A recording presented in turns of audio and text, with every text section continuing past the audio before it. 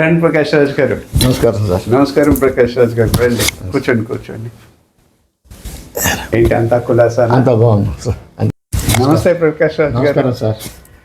మీరు దూరం నుంచి వచ్చి మాతోటి కొంత సమయం గడిపి మీ అనుభవాల్ని, మీ అభిప్రాయాల్ని మన మిత్రులందరితోటి పంచుకుంటున్నందుకు చాలా సంతోషంగా ఉంది. ఈ అవకాశాన్ని ఇచ్చి నన్ను పిలిపించి నా అభిప్రాయాలు తెలుసుకోవడానికి మీరు ఎంతో కష్టపడి ఎంతో ఓర్పుతో నేర్పుతో ఇవన్నీ చేస్తున్నందుకు మొదట మీకు నమస్కారం చేస్తున్నాను సార్.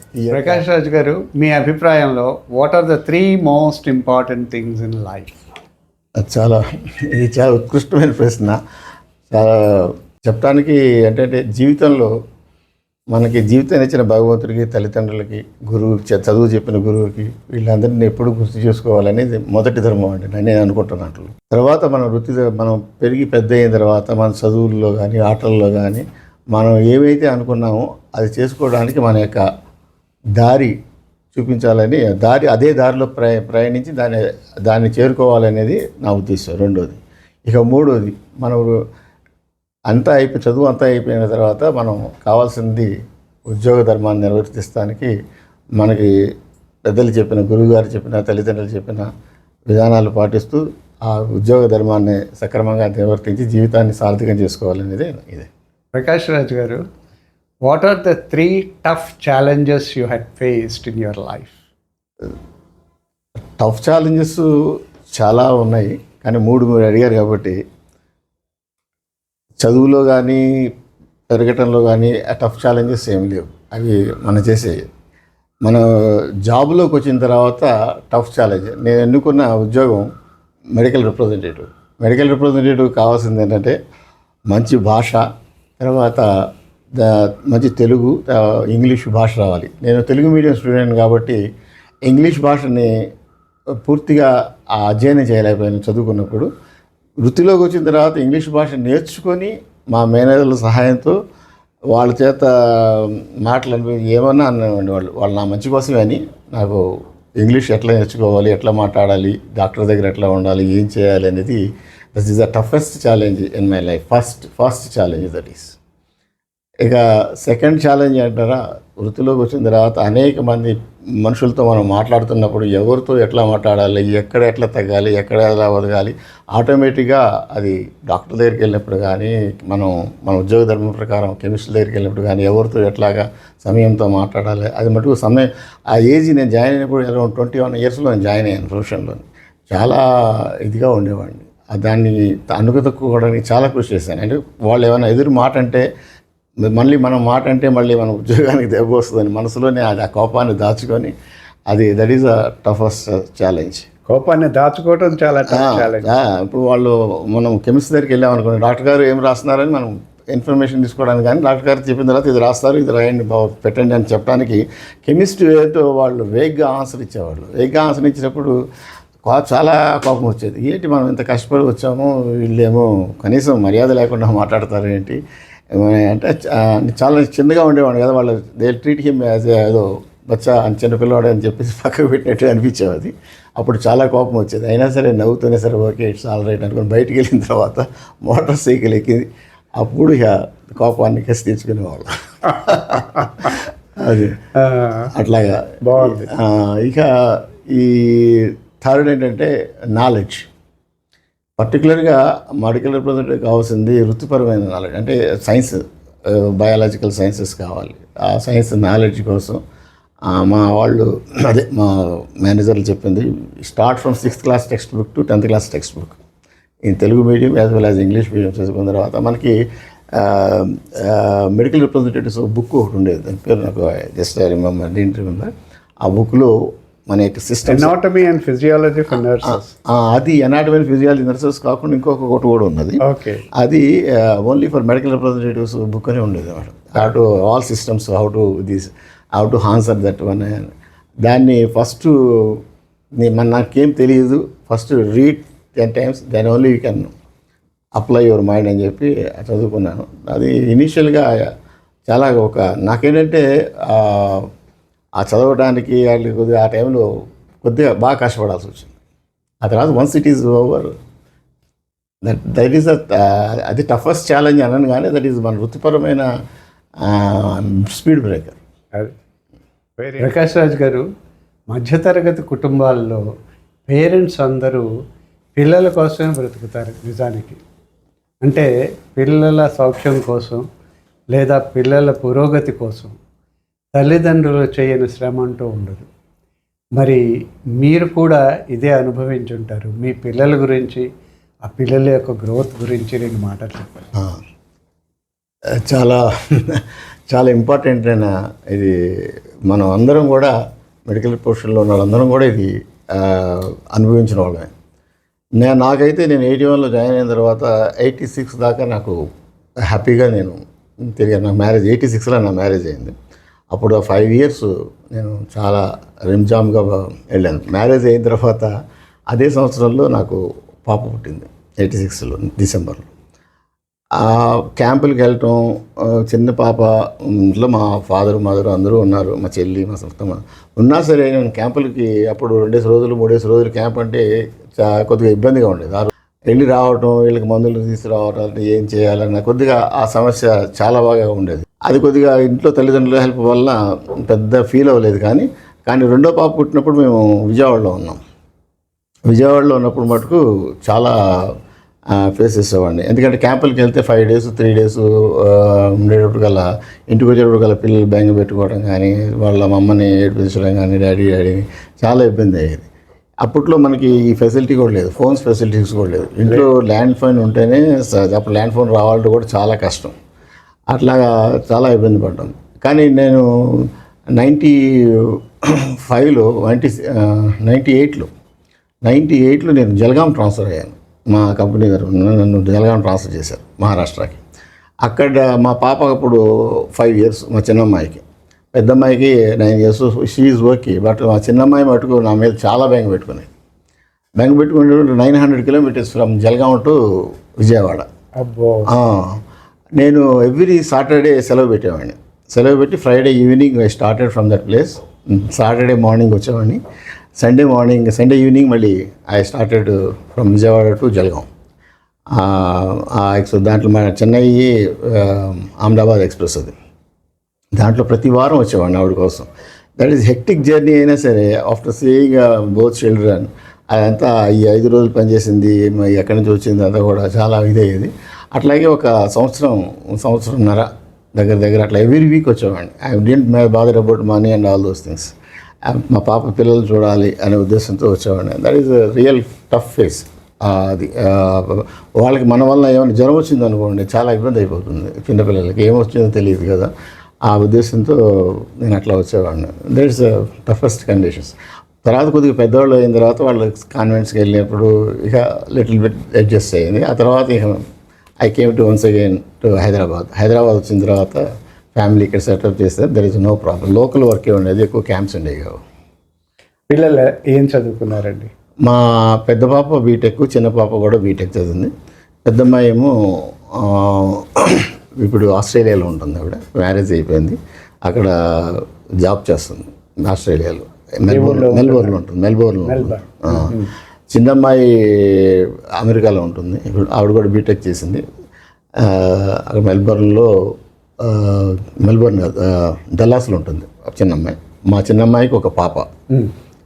నాకు I have a grand child. She is around 3.5 years old. కానీ నేను కూడా మా గ్రాండ్ చైల్డ్ చూసింది ఆఫ్టర్ 1-2 years తర్వాత చూసాం. ఇక్కడ వాళ్ళు ఇక్కడికి వస్తేనే చూడాల్సి వచ్చింది. పుట్టిన తర్వాత అంటే మా Mrs she is luckiest fellow. ఎందుకంటే ఆ డెలివరీ టైంకి అప్పుడు వెళ్ళింది అక్కడికి. కరోనా టైం ఉంది కాబట్టి she was there around 1.5 year అయిపోయింది అమెరికా అనమాట. అందరూ సేఫ్గా ఉన్నారు కదా. అక్కడే ఉన్నది, వాళ్ళు అంత హ్యాపీగా ఉన్నారు. అప్పుడు నేను ఒక్కడిని ఇక్కడ. అదే చాలా బాగుంది. మా చిల్డ్రన్, మా చిన్నమ్మాయి కూడా జాబ్ చేస్తుంది. She is doing good job.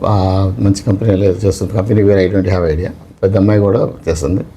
Australia railways ఉంటుంది కదా, రైల్వేస్లో రైల్వే ప్రాజెక్ట్లో ఇద్దరు పనిచేస్తున్నారు. మా son in law as well as doctor ఇద్దరు. ఆయన చిన్నల్లుడికి ఏమో ఆయన రీసెంట్గా ఈ జాయిన్ ఇన్ ఎన్విఎస్ అనే కంపెనీ ఉంటుంది, ఇంటర్నేషనల్ కంపెనీ.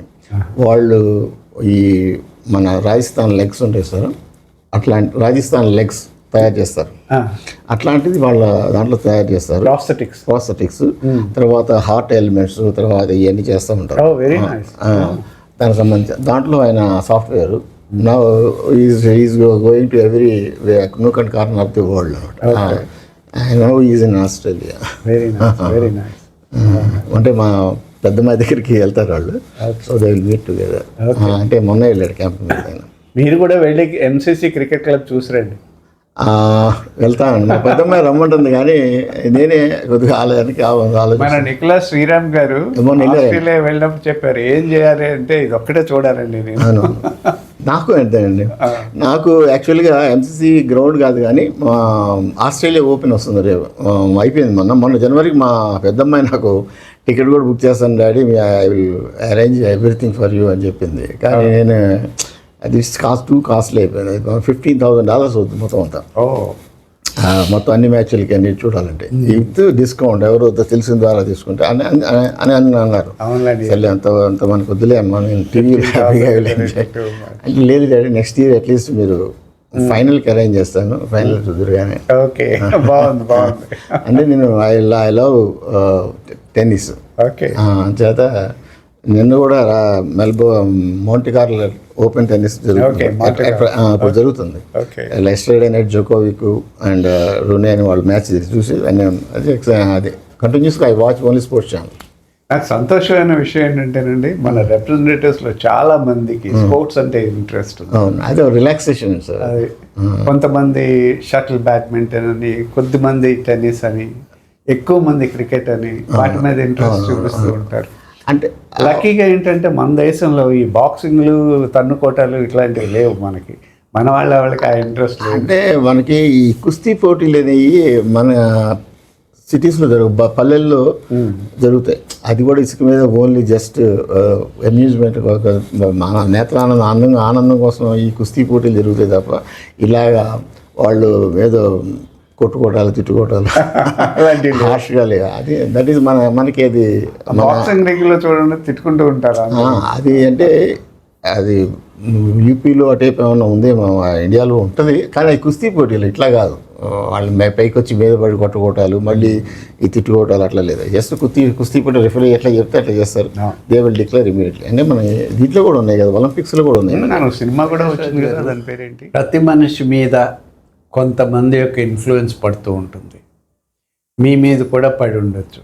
మీకు జ్ఞాపకం కనుకుంటే మీ జీవితంలో 3 people who have influenced you, వాళ్ళ గురించి ఒక నిమిషం సేపు చెప్పండి. Thank you. ప్రతి వ్యక్తికి 3 మనుషులు అంటే మొట్టమొదటి వాళ్ళు తండ్రి ఇన్ఫ్లుయెన్స్ ఎప్పుడు ఉంటుంది. ఎందుకంటే బాధ్యతలు, బరువులు మోసే ఆయన కాబట్టి ఇంట్లో ఫ్యామిలీ, ఆయన ఇన్ఫ్లుయెన్స్ ప్రతి వ్యక్తి మీద ఉంటుంది. అది మొదటి ఇన్ఫ్లుయెన్స్ మా నాన్నగారిది.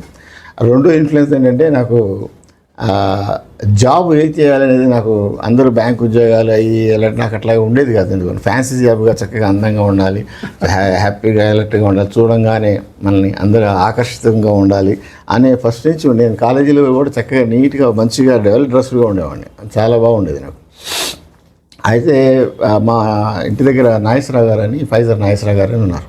ఆయన నీట్గా వేసుకొని రాయల్ ఎన్ఫీల్డ్ మీద వెళ్తుందంటే చూసి మనం కూడా మనకి డిగ్రీ అయిపోయిన వెంటనే ఇట్లాంటిది ఏదో చేయాలి, మనం ఎంత ఫ్యాన్సీగా ఉండాలి అని నేను. ఇంట్లో వాళ్ళేమో అది కాదురా, బ్యాంక్ టెస్ట్లు మీ ఫ్రెండ్స్ అందరూ ప్రిపేర్ అవుతున్నారు, నువ్వు కూడా ప్రిపేర్ అవ్వచ్చు కదా, నీకు వస్తుంది కదా అంటే నేను వాటిని నెగ్లెక్ట్ చేశాను. ప్రాక్టికల్గా నెగ్లెక్ట్ చేశాను. నేను పరీక్ష వెళ్ళేవాడిని కానీ ఎప్పుడు నేను చదువుకొని వెళ్ళలేదు, ఏదో చేసేవాడిని వచ్చేవాడిని. మా ఫ్రెండ్స్ అందరూ కూడా మంచి మంచి బ్యాంక్ జాబులు, అందరూ వచ్చిన మా డిగ్రీ క్లాస్మేట్స్ అందరికీ కూడా. నేను ఒక్కడిని ఆర్డ్ అనమాట, మొత్తం ముగిస్తుంది. నేను ఒక్కడిని ఆర్డ్ ఆఫ్ దిస్ వన్, కొద్దిగా ఫ్యాన్సీగా ఉండాలని చెప్పి దాన్ని మా తెలిసిన అక్కడ ఉన్న డాక్టర్లకి వస్తే, ఫ్రెండ్స్ అని వస్తే, వీళ్ళు మేనేజర్కి వస్తే, కొత్త క్యాండిడేట్లు ఎవరైనా కావాలంటే ఒక డాక్టర్ గారు నన్ను రికమెండ్ చేశారు. That is the influence of Nageswara Rao గారు. And that is my. ఇక తర్వాత ఇన్ఫ్లుయెన్స్ అనేది ఇక పైకి వెళ్ళే కొద్దీ పెద్ద వాళ్ళందరినీ కొద్దిగా చూసి మెయిన్ దీస్ పీపుల్. బాగుంది. ప్రకాష్ రాజ్ గారు, భారతదేశంలో 190 మందికి ఒక ఫేవరెట్ హీరో, ఒక ఫేవరెట్ హీరోయిన్, ఒక ఫేవరెట్ సింగరు ఒక ఫేవరెట్ మ్యూజిషియన్ ఉంటారు, మరి మీకు కూడా ఉండుండొచ్చు. మీరు ఆ ఆస్పెక్ట్ గురించి కొంచెం మీ అనుభవాన్ని మాతో పంచుకుంటారా? నాకు ఈ పుస్తకాలు చదవడం అనేది కానీ పెద్ద హ్యాబిట్ ఏం లేదండి. కాకపోతే సినిమాలు అనేది మట్టుకు మేము మా ఊరు తణుకులో ఉన్నప్పుడు ఆల్మోస్ట్ రోజు వెళ్ళేవాళ్ళం సినిమాకి. రోజు అంటే అదొక మా ఫ్రెండ్స్ ఒక 4-5 ఉండేవాళ్ళం. అందరం కలిసి రోజు థియేటర్లకు వెళ్ళి 4 థియేటర్లు ఉండేవి, 4-5 థియేటర్లు. ఆ థియేటర్లు అన్నింటిలోకి వెళ్ళి ఈరోజు ఈ థియేటర్లో ఎంత కలెక్షన్ వచ్చింది, ఎంతమంది చూస్తున్నారు, ఇట్లా అది అన్నెసెసరీగా ఉండే జనాలు మేము వెళ్ళేవాళ్ళం.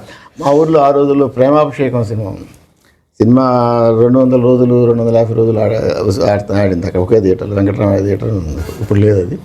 అయితే ఆ సినిమాకి నేను మా ఫ్రెండ్స్ అందరం వెళ్ళి ఈరోజు కలెక్షన్ ఎంత, మరి ఎందుకే రోజు వస్తారు అని అడిగేవాడు. తర్వాత అతను పరిచయం అయిన తర్వాత లోపలికి వెళ్ళిన తర్వాత ఒక 2 సీన్లు చూసేవాడు. చూసిన తర్వాత టికెట్ అప్పుడు ఎంత 90 పైసలు ఎంత ఉండేది. అరే అది కాదు, ఒక టికెట్ కొంటాం, 3 చూస్తామని చెప్పి లోపలికి వెళ్ళేసి ఆ ఒక సీన్ చూసుకుని, ఎందుకంటే టికెట్ కొనకపోతే వాళ్ళ కలెక్షన్ తగ్గుతుందేమో అప్పటి నుంచే సేల్స్మెన్షిప్ ఉండేది. అట్లా వెళ్ళి ఆ పాట చూసి ఒక పాట అది చూసి వచ్చేసేవాళ్ళం. అట్లా ఈ టికెట్ కౌంటర్ చేసే ఉద్యోగి మాకు బాగా పరిచయం. మళ్ళీ వచ్చేసారా మీరు, 2-10 నిమిషాలు చూసేసి వెళ్ళిపోతారు, బయట గేట్ దగ్గర నుంచి చూసాం, we're not enter into the city. అట్లా ఆ ప్రేమాభిషేకం అట్లా చాలాసార్లు చూసాం. ఆ పాట ఒక పాట కోసంలే. అట్లాగే ఈ సినిమా పాట అదే మామూలుగా వాడు లాస్ట్లో ఆగదు ఏ నిమిషం నీ కోసం, ఆగితే సాగదు ఈ జీవితం ఉంటుంది. ఆ పాట కోసం వెళ్ళేవాళ్ళం. తర్వాత ఇక మిగతా వాటిల్లో పాత సినిమాలన్నీ బాగుండే చూసేవాళ్ళం. పాత సినిమాలు, నాగేశ్వర గారి సినిమాలు, అక్కినే నాగేశ్వర గారి సినిమాలు, పాత సినిమాలు. దేవదాస్ అయితే దాదాపు ఒక 50-60 సార్లు పైన చూస్తుంటాం. దేవదాస్ ఒక్క సినిమా చాలా ఎక్కువ. ఆ తర్వాత సినిమా చూసింది మన కమల్ హాసన్ది ఏక్ దూజే కే లియే, తెలుగులో కమల్ హాసన్ సరిత ఉన్నది సినిమా ఉంది, పేరు ఏక్ దూజే కే లియే, హిందీలో, తెలుగులో ఫర్గాటన్ ద నేమ్. ఆ సినిమా మటుకు ఆ థియేటర్కి వెళ్ళి చాలాసార్లు చూసాం. ఆ దాంట్లో ఏ తీగ పువ్వును అనే పాట అదొకటి. ఆ తర్వాత వాళ్ళు లిఫ్ట్లో పాడే పాట ఇంగ్లీష్ పాట, ఇంగ్లీష్ సాంగ్ చాలా మంచి సినిమా. నాకు చాలా ఇష్టమైన సినిమా. మీకు ఫేవరెట్ మ్యూజిషియన్ ఎవరండి? అంటే పాటలకు కానివ్వండి, సంగీతం కానివ్వండి. అంటే సంగీతం అంటే మనకి ఒకే ఆయన పెద్ద ఘంటసాల గారు. అవును, ఘంటసాల గారు. ఆ తర్వాత బాలసుబ్రహ్మణ్యం గారు. ఇంకా పక్కన ఇట్లా వస్తే ఈయన మన భద్రాచలం రామకీర్తనలు పాడిన మన బాలమురళీకృష్ణ గారు. ఓకే. ఆయన మన ఇప్పుడు ఈ మధ్యన గరికపాటి బాలకృష్ణ ప్రసాద్ గారు అని తిరుపతిలో ఆయన పాటలు అన్నమాచార్య కీర్తనలు, అన్నమాచార్య కీర్తన ఆయన పాటలు చాలా ఇష్టం. మీకు ఎవరితో ఉన్న పరిచయం ఉందా? సినిమా పాటలు పాడే వాళ్ళతో కానీ, నటించే వాళ్ళ నటులతో కానీ? నాకు ఎవరితో పెద్ద పరిచయం లేదు కానీ, బట్ సినిమా షూటింగ్కి వెళ్ళినప్పుడు వాళ్ళు ఎవరైనా చూసినప్పుడు కాసేపు అట్లా చూసి మాట్లాడేవాళ్ళం తప్ప నాకు పెద్ద ఎవరితో పరిచయం లేదు. మన జర్మన్ రెమెడీ శంకర్ గారితో పరిచయం? ఆయన ఫస్ట్ కొలిగా ఉండేవారు కదా. తర్వాత అంటే అప్పుడు కూడా అంటే మాకన్నా సీనియర్ కాబట్టి మేము అట్లా దూరంగా చూసేవాళ్ళం. వాళ్ళు అంటే అలా అనుకుని మాట్లాడేవాళ్ళం. శంకర్ గారు చాలా సినిమాలు యాక్ట్ చేస్తున్నారు. మొన్న ఈ మధ్యన మంచి సినిమా, చాలా మంచి పెద్ద రోల్ యాక్ట్ చేశారు ఆయన. చాలా పెద్ద రోల్ మొన్న ఈ మధ్యన చూసాను. ఏదో తండ్రి పాత్రలో చాలా బాగా చేశాడు. ఆ పిచ్చిగా ఉండే కూతురు చనిపోతుంది. చనిపోతే ఈయన ప్రతిసారి వెళ్ళి కాలేజీకి వెళ్ళి వస్తే కాలేజీ ప్రిన్సిపాల్ వాళ్ళ అమ్మాయి ఉందని అంటే ఒక బస్సులో వెళ్తుండే. ఆ సినిమా పేరు నాకు ఐడెంటి హ్యావ్ ఐడియా. అది చాలా బాగా చేశాడు ఆయన. ఒక తండ్రి కూతురు పోతే తండ్రి ఎంత బాధపడతాడు. పెంచిన 18 ఏళ్ళ కూతురు ఆ కాలేజీలో చనిపోతే, వృత్తి పుణ్యానికి చనిపోతే, అదే ఆ సినిమా చూసాను. సినిమా పేరు ఐడెంటి హ్యావ్. ఆ సినిమా వరకు నాకు ఇప్పుడు కూడా బాగుంటుంది. ప్రకాష్ రాజ్ గారు, మీరు మార్కెటింగ్లో అనుభవం ఉంది, బ్రహ్మాండమైన సేల్స్మన్, తర్వాత మీకు ప్రమోషన్లు వచ్చాయి. ఈ ఫార్మస్యూటికల్ ఇండస్ట్రీని బాగా అబ్జర్వ్ చేస్తుంది. Retailers, wholesalers, manufacturers, so on and so fourth. మీరు మన ఇండస్ట్రీ గురించి ఏమనుకుంటున్నారో కొద్దిగా 2 మాటలు చెప్పండి. నాకున్న ఈ కొద్దిగా ఎక్స్పీరియన్స్లు చాలామంది మా మేనేజర్లుగా ఉన్న వాళ్ళందరూ కూడా ఆ మేనేజర్ వృత్తి వదిలేసేసి సొంతంగా కంపెనీలు పెట్టి పెద్ద అంబిషన్స్తో వెళ్ళి సంపాదించుకుందంతా కూడా పోగొట్టుకున్న వాళ్ళు ఉన్నారు. ఇంకోళ్ళు హోల్సేల్ పెట్టి ఆ కంపెనీ పెట్టుకొని బాగా కొద్దిగా పైకి వచ్చిన తర్వాత బ్యాకప్ అంటే వాళ్ళ ఇంట్లో వెనకాల ఎవరు లేక వాళ్ళ కుటుంబ వ్యవస్థలు ఎవరు లేక కొద్దిగా ఫ్రెండ్స్ కూడా అంటే వ్యాపారం కాబట్టి ఇంట్లో వాళ్ళు ఉండాలి, వాళ్ళు స్టాప్ చేసిన వాళ్ళు ఉన్నారు. ఇంకా బాగా పైకి వచ్చిన వాళ్ళు అనేది నా దృష్టిలో చాలా తక్కువ, వెరీ రేర్, చాలా తక్కువ మంది. అంటే మన ఆ రోజుల్లో మెడికల్ రిప్రజెంటేటివ్లు అంటే మనం పనిచేసినప్పుడు ఇప్పుడంటే దాదాపు ఒక ఏపీ తెలంగాణ కలిపి ఒక 30,000 మంది పైన ఉంటారు. అప్పుడు మనం పనిచేసినప్పుడు ఒక 10,000 మంది ఉంటారు. ఆ 10,000 మందిలో 1% కూడా ఉండరు ఇట్లాగా పైకి వచ్చినాడు. Success rate very. ఎందుకంటే బేసికల్గా నేను బిలీవ్ చేసేది, మనం ఎవరికైనా సరే ఎవరి ప్రోడక్ట్ అయినా సరే మనం అమ్మి పెట్టగలం, దాన్ని మార్కెట్ చేయగల సామర్థ్యం ఉంటుంది. మన సొంతానికైనా వచ్చేటప్పటికల్లా అది ఏమో సంభవం, అది వెనకాల పడతామో మరి అది మనది ఏమో అనుకుంటారేమో.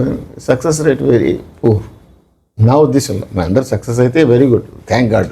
కెరియర్లో సక్సెస్ అయినా బిజినెస్లో సక్సెస్ అవ్వడం కష్టం మన లాంటి వాళ్ళకి, అంటే మన వృత్తిలో ఉన్న వాళ్ళకి. అదే మనము కంపెనీని తీసుకొచ్చి దాన్ని ఎలివేట్ చేసి ఆ ప్రోడక్ట్లో మంచి చెట్లు చెప్పి మన మార్కెట్లో చేసి అన్నీ చేయగలం. కానీ అదే సేమ్ ఇంటెన్షన్తో మన సొంత బ్రాండ్ని మనం why we're not going to do అనేది నాకు స్టిల్ అయితే ఇస్ ఎ క్వశ్చన్. అందుకని నేను I not gone to that level. అది నాకు అవకాశాలు వచ్చినాయి కానీ నేను దాంట్లో కొద్దిగా పెట్టుబడి పెట్టు చేస్తే వెళ్దామన్నాను. లేదు ఐఎమ్ వెరీ కంటెంట్, నాకు హ్యాపీగా ఉంది. What ever I have I don't want to నేను వచ్చి మిమ్మల్ని ట్రబుల్ పెట్టు, మీరు వచ్చి నాకు ఇది మనీ పాయింట్ ఆఫ్ వ్యూలో గొడవలు వస్తే వీఆర్ ఫ్రెండ్స్ దట్స్ ఆల్. అంతే. ప్రకాష్ రాజ్ గారు, మనం చిన్నప్పుడు చదువుకున్నాం, ఉద్యోగాలు చేసాం, ఏదో శ్రమ పడ్డాం, పిల్లలు పైకి వచ్చారు. ఈ పరిస్థితిలో మీ అబ్జర్వేషన్ పిల్లల గురించి ఏమిటి? అంటే యూత్ గురించి నేను అడిగేది. Young women, young men, girls, boys etcetera, వీళ్ళ గురించి మీ అబ్జర్వేషన్ ఏంటి, మీ సలహా ఏంటి? ఇది చాలా చాలా చాలా సమాజానికి సంబంధించిన ప్రశ్న అండి. ఇది మనం ఉద్యోగాలు చేసేటప్పుడు అవుట్ స్టేషన్లో ఉన్నప్పుడు కానీ ఏమని కానీ కొంతమంది మామూలుగా మనవాళ్ళు కూడా మామూలుగా వర్క్ ప్రెషర్ వాళ్ళు కానివ్వండి, ఏమైనా ఉన్నామండి అవుట్ స్టేషన్లో ఉన్నప్పుడు normal they use to take some alcohol. That is not a regular habit, that is only out station habit. That is called as out station habit. They are very much strict at their headquarters. But when it goes to out station, that is out station habit. That is, well, it's temporary, but that is not permanent. Most of the people are like, most of the people, about 50%, not all the people have that tendency. Some people have go to pictures అప్పుడు వాళ్ళు out స్టేషన్లో ఉన్నప్పుడు 1-2-3 సినిమాలు అక్కడ చూసేవాళ్ళు to adjust there దీనికోసం. ఇక ఇప్పుడు ఉన్న సమాజంలోని అప్పుడు ఏంటంటే అండి, మనం ఉన్నప్పుడు ఈ ఉదయం లేచి మనం ఫస్ట్ చేసేది ఏంటంటే పేపర్ చూసి సమాజంలో ఏం జరుగుతుంది దాని గురించి మనం తెలుసుకోవటం. పేపర్ తప్ప మనకి ఇంకొక అదర్ సోర్స్ లేదు. లేదా రేడియోలో వార్తలు, టీవీలో అప్పుడు bulletins, special bulletins, Doordarshan bulletins తప్ప. అప్పట్లో వాళ్ళు చూపించినప్పుడు కూడా చాలా దూరదర్శన్ కూడా చాలా ప్రజా ఉపయోగపరమైనవి చూపించేవాళ్ళు. రోషాలు, మోసాలు అట్లాంటివన్నీ ఎక్కువ చూపించేవాళ్ళు కాదు. వార్తలు చదివేటప్పుడు కూడా అట్లాగే ఉండేది. మన పేపర్లో రాసేటప్పుడు కూడా చాలా చాలా నియంత్రణగా రాసేవాళ్ళు. పేపర్లో ఖచ్చిత విధంగా రాసేవాళ్ళు. అయితే అంతవరకే ఉండేది. మనకి సామాజిక స్పృహ ఎప్పుడు ఉండేదంటే, మనకి రిప్రజెంటేటివ్గా కానివ్వండి, ఏవైనా అసోసియేషన్లో ధర్నాలు చేయటం అని కానీ ఒక సామాజిక స్పృహ ఉండేది. మనం అన్యాయం అవుతున్నామంటే మనం అందరం కలిసికట్టు పోరాడాలి, అవన్నీ ఉండేది. సామాజిక స్పృహ ఉండేది మనకి. మనం అక్కడైనా ఎవరైనా యాడ్ స్టేషన్ చేస్తున్నారనుకోండి, వెళ్ళి ఏంటి బాబు యాడ్ స్టేషన్ ఇది దేనికి చేస్తున్నారంటే మేము కూడా పాల్గొంటాం అని చెప్పి బ్యాగ్ కాసేపు పెట్టి అక్కడ కాసేపు ఉండేవాళ్ళం. అంటే సామాజిక స్పృహ ఉండేది. అట్లాంటిది ఇప్పుడు ఈ ప్రజెంట్ జనరేషన్లో అసలు సామాజిక స్పృహ లేదండి. పక్కవాడు ఏమవుతున్నాడో వాళ్ళకి ఎవరికి అవసరం లేదు. ఎంతసేపు కూడా మనకి ఇప్పుడు ఏంటంటే సైన్స్ ఎంత బాగా డెవలప్ అయిందో అంత డెవలప్మెంట్ని మనం పాజిటివ్గా తీసుకోకుండా ఎక్కువగా నెగిటివిటీ వెళ్తుందని నేను అనుకుంటున్నాను. కానీ maybe it should be wrong. అప్పుడు వాళ్ళకి దేశంలో రోడ్డు మీద ఏం జరిగినా దే విల్ నాట్ బాదర్, పక్క నుంచి మోటార్ సైకిల్ వేసుకుని వెళ్ళిపోతూ ఉంటారు. వాడు ఎవడైనా కింద పడిపోతే, మనం ఆ రోజుల్లోని ఎవరికైనా మూర్ఛలు ఉండేవి. అవును. మూర్ఛ వచ్చినప్పుడు మనం ఏం చేసేవాళ్ళం అంటే అక్కడికి వెళ్ళి పక్కన ఉన్న నీళ్లు ఏదో తీసుకొచ్చి వేసి వాళ్ళకి నీళ్లు తాగిచ్చి వాడి మీద అక్కడున్న జనాలందరూ నీళ్లు పోసేవాళ్ళు. అది తప్పు, కానీ మరి అప్పుడు వాళ్ళు అట్లా చేసేవాళ్ళు. అది సైంటిఫిక్గా రాంగ్. అది అట్లా చేసేవాళ్ళం మనం. ఎవరికైనా పడిపోతే రోడ్డు మీద పడిపోతే సహాయం చేయాలనే ఉద్దేశం ఉండేది. ఆ స్పృహ ఉండేది. అరే ఒక మనిషి రోడ్డు మీద పడిపోతున్నాడు, మనం అరుస్తున్నాడు, మనం ఎట్లా ఉండేది ఆ రోజుల్లోని. అంటే ఇప్పుడు ఈ రోజుల్లో రోడ్డు మీద యాక్సిడెంట్ పడిపోతుంటే ప్రతి వాడు వచ్చి ఒక వీడియో తీయటం, దాన్ని అప్లోడ్ చేయటం, అక్కడికి వెళ్ళి కనీసం 100 వాళ్ళకి ఏం సహాయం చేయాలి, ఏం చేయాలి, పని అక్కడ ఉన్న వాళ్ళందరితో మాట్లాడి ఏం చేయాలి అనేది ఆ స్పృహ లేదు. ఈ వీడియోలు తీయటం, అప్లోడ్ చేయటం, దట్ ఈస్ ద ఫ్యాషన్. ఇది ప్రస్తుత సమాజంలో అండి ఇప్పుడున్న పిల్లలకి సామాజిక స్పృహ లేదు. ఎందుకంటే వాళ్ళ జాబ్ కూడా చాలా ప్రెషర్ ఓరియంటెడ్ జాబ్. మనమే ప్రెషర్ అనుకుంటే మనకన్నా ప్రెషర్ అయిపోతుంది. వాళ్ళు మార్నింగ్ 8 o'clock వెళ్తే రాత్రి 8 o'clock దాకా వాళ్ళు సాఫ్ట్వేర్ ఉద్యోగం చేస్తారు. మళ్ళీ సాయంత్రం నైట్ డ్యూటీస్ ఉన్నాయి. వాళ్ళు తినటం పడుకోవటం ఉద్యోగం చేసుకోవడం తప్ప వాళ్ళు పేపర్ చదవటం కానీ ఏం లేదు. వాళ్ళు ఎప్పుడైనా చూస్తే టీవీలో సినిమాల గురించి, లేకపోతే షార్ట్ ఫిల్మ్స్, లేకపోతే ఇంకా ఏదైనా చూసే వాళ్ళు న్యూస్ మటుకు వాళ్ళు పొరపాటున చూడరు. ఎందుకంటే వాళ్ళకి రిక్రియేషన్ కావాలి కదా. వాళ్ళకి 12 గంటలు 14 గంటలు పనిచేస్తారు. అది వాళ్ళకి జాబ్ యొక్క ఇది. నేను వాళ్ళని ఏమంటాం కదా, ప్రస్తుత సమాజంలో ఉన్నది అది. కానీ ఏదైనా ఎక్కడైనా ఏదైనా చిన్న ఎవరికైనా ఆపద వచ్చినా, ఎవరికైనా ఏదైనా చేసినా ఆ చేసేది బాగా తక్కువైపోయిందండి. బాగా సామాజిక స్పృహ లేకపోవడం అనేది లేదు. ఎంతసేపు డబ్బు సంపాదించుకోవడం, ఈ ఇంట్లో నుంచి వెళ్తాం, ఏసీ కార్లో వెళ్తాం, అక్కడ దిగటం, అక్కడి నుంచి ఇక్కడ రావడం. For that matter my children also like that. వాళ్ళకి కూడా ఇది ఎవరైనా ఒకటి. దీంట్లో పక్క వాళ్ళ పిల్లలు ఇంకోళ్ళని విమర్శించడం కాదు. ఎంతసేపు వాళ్ళ జీవితం వాళ్ళకి. పక్క వాళ్ళతో ఏమైనా ఫ్రెండ్స్తో వెళ్తాం, వీకెండ్ రాగానే అందరూ ఒకసారి కూర్చోవడం, ఏదో ముచ్చట పెట్టుకోవడం. ఈ సమాజంలో మనం ఉంటున్నాం. దీనికి మనం ఏం చేయాలి అంటే percentage of communication towards society అనేది చాలా తగ్గిపోయింది. ఇది నా అభిప్రాయం మీద ఏకీభవించవచ్చు, కానీ దిట్ ఈస్ మై వ్యూ. చాలా థ్యాంక్స్ ప్రకాష్ రాజ్ గారు, మా ఇంటికి వచ్చారు, మీ అనుభవాల్ని, అభిప్రాయాల్ని మాతో పంచుకున్నారు. Thank you very much. Thank you very much sir. ఈ అవకాశం నాకు ఇచ్చి, నాలో ఉన్న కొద్దిగా నా అభిప్రాయాలు మీరు గౌరవించి ఇది అవకాశం ఇచ్చినందుకు ధన్యవాదాలు సార్.